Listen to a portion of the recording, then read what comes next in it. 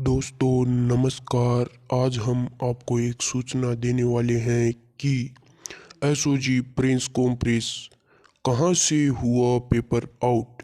इसकी हम पूरी सूचना देने वाले हैं, तो देखिए आप वीडियो को। कैसे, कहाँ और किसके द्वारा लीक किया गया। आज 4 महीने पश्चात हम इस स्थिति में हैं कि आपको ये बता सकें कि पेपर किस प्रकार से लीक किया गया। अभी आपकी जैसे जानकारी में है कि कुछ दिन पूर्व भजन लाल को गिरफ्तार किया गया था। उसके बाद निरंतर आप सभी में ये एक भावना रही कि उसको गिरफ्तार कर लिया, अब आगे क्या हो रहा है। जो हमारे अनुसंधान अधिकारी हैं वो इसमें सघन प्रयास करते रहे और उन्हीं प्रयासों का ये प्रतिफल है कि हम 2 और अभियुक्तगण को गिरफ्तार करने में कामयाब हुए हैं और उनके नाम हैं राम कृपाल मीना और उदाराम बिश्नोई। इन दोनों का रोल इस प्रकार है कि राम कृपाल मीना ये एक त्रिवेणी नगर में शिक्षण संस्थान चलाता है और इसको जो जिला कोऑर्डिनेटर थे रीट एग्ज़ाम के लिए, उन्होंने इनको अपना कार्य करने के लिए एम्प्लॉय किया था। शिक्षा संकुल में ये वहाँ पे कार्य उनके साथ कर रहे थे और जो पेपर्स जो आए थे जब रीट के, तो उन्हीं पेपर्स में से एक लिफाफा खोल के राम कृपाल मीना ने एक प्रश्न पत्र उसमें से चुरा लिया, लिफाफे को वापस बंद करके वहाँ पे जमा कर दिया। ये सारी कार्रवाई उनके द्वारा 24 सितंबर को की गई शाम 8 बजे। 25 सितंबर को प्रातः इन्होंने यह पेपर उदाराम बिश्नोई को दे दिया। इसके एवज में एक निश्चित धनराशि उसका सौदा हुआ। उस धनराशि जो निश्चित की गई थी, उसी के एवज में इनको अब तक 1 करोड़ और 22 लाख रुपए प्राप्त हो चुके हैं, जो अभी तक की हमारी जो अनुसंधान है उससे ये प्रकट हुआ है। उदाराम बिश्नोई जिसने ये प्रश्न पत्र इनसे लिया, उसने फर्दर अपने एक और साथी के सहयोग से राज्य में अभी तक जो हमें पता चला है उसके अनुसार 7 ऐसे स्थान हैं जहाँ पे इन्होंने कुछ जो अभ्यर्थी थे उनसे पैसा लेकर और उनको इस प्रश्न पत्र के मैं उत्तर पढ़ाए। तो अभी हम ये कोशिश कर रहे हैं कि किसी प्रकार से उन सभी अभ्यर्थियों का पता लगाएं और उनको डिस्क्वालीफाई करवाने के लिए बोर्ड को लिखें और साथ ही जो हमारे अभियोग की जो स्थिति है उसमें उनके खिलाफ अग्रिम कानूनी कार्रवाई करें। जो इसमें अभी राम कृपाल मीना और जो उदाराम, इनके सहयोग के लिए और भी जो लोग रहे हैं, उनकी भी अभी सरगर्मी से तलाश की जा रही और उनको भी आने वाले दिनों में गिरफ्तार किया जाएगा। जहाँ तक अभी इनकी गिरफ्तारी के पश्चात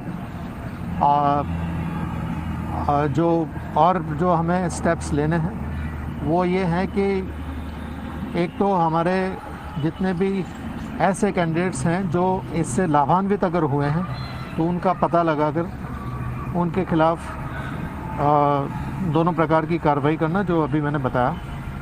साथ ही जो पैसे का जो लेन देन हुआ है उसकी रिकवरी करनी और इस अनुसंधान को फर्दर आगे बढ़ाने से अगर और भी अभियुक्तगण का पता चलता है तो उनकी गिरफ्तारी सुनिश्चित करना, ये हमारा काम है।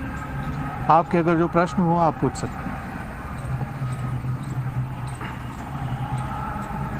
सर, ये मास्टरमाइंड जो है दोनों, इनका बैकग्राउंड किस तरह का है और राशि क्या प्राप्त कर चुके हैं? ये 1 करोड़ की आपने बताई, तो ये राशि दे चुके हैं? जो आपने बताया राम कृपाल मीना के लिए, तो राम कृपाल मीना यहाँ पे एक शिक्षण संस्थान चलाता है। उसने अपने शिक्षण संस्थान में पूर्व में भी कई ऐसे एग्ज़ाम्स कंडक्ट कराए हैं और हमारी जो अब तक जानकारी है उसके मुताबिक ऐसा प्रतीत होता है कि वो ऐसे कार्य में काफ़ी लंबे समय से लिप्त रहा है और उदाराम विश्नोई उसका क्रिमिनल रिकॉर्ड है और इसी प्रकार के जो एग्ज़ाम है उसमें पूर्व में भी उसके खिलाफ़ कानूनी कार्रवाई की जा चुकी है।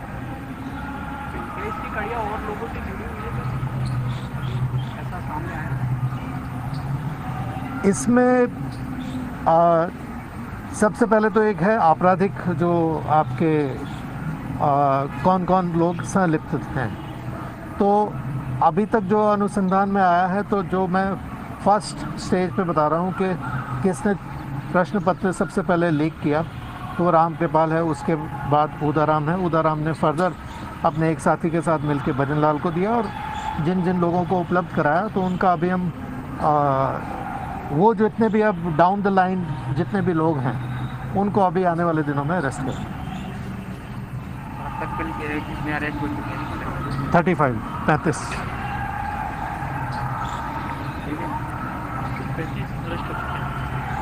अभी सो फार।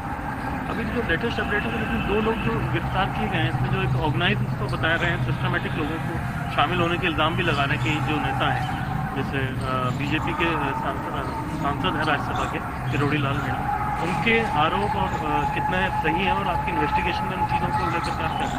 वो मुझसे अभी कुछ दिन पहले की बात है। वो यहाँ पे जहाँ पे हम बैठे हैं यहाँ पे ही उन्होंने धरना भी दिया था और मुझसे कार्यालय में भी मिले थे। तो उन्होंने कुछ अनुसंधानिक बिंदु बताए थे। तो उनसे उस दिन भी मैंने यही कहा था, मैंने कहा कि वो उनका फरमाना था कि आप जल्दी गिरफ़्तार करें।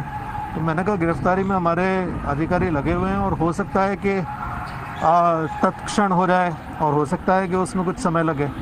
और ये भाग्य की बात है कि वो अगले दिन ही हमने भजन लाल को गिरफ़्तार कर लिया। तो इन्वेस्टिगेशन में पेपर लीक जानकारी सामने आई, पेपर लीक हुआ है इन्वेस्टिगेशन। हाँ, अब आपका जो ये है, तो इसमें मुझे ये कहना है कि अभी तक भी जो अमृत रहे उनको भी हमने अरेस्ट किया है।